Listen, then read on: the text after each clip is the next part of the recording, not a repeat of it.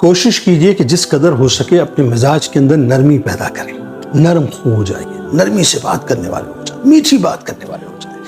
اس مٹھاس کا فائدہ یہ ہوگا، یہ مٹھاس آپ کو دوزخ سے دور کر دے گی اور انشاءاللہ داخل جنت کر دے گی۔ رسول کریم صلی اللہ علیہ وآلہ وسلم نے فرمایا کہ کیا میں تم کو ایسے شخص کی خبر نہ دوں جو دوزخ کے لیے حرام ہے اور دوزخ کی آگ اس پر حرام ہے؟ عرض کیا گیا یا رسول اللہ صلی اللہ علیہ وآلہ وسلم ضرور بتلائیے۔ تو فرمایا سنو میں بتاتا ہوں کہ دوزخ کی آگ حرام ہے ہر اس شخص پر جو مزاج کا تیز نہ ہو، نرم ہو، لوگوں سے قریب ہونے والا ہو اور نرم خو ہو۔ یعنی مزاج کی تیزی کو اپنے اندر سے ختم کر دیجئے، ترشی کو ختم کر دیجئے، کڑواہٹ کو ختم کر دیجئے، مزاج کے سرکے کو ختم کر کے مزاج کے اندر شہد پیدا کر دیجئے۔ انشاءاللہ آپ دوزخ سے دور بھی ہو جائیں گے اور جنت کے اندر داخل بھی ہو جائیں گے۔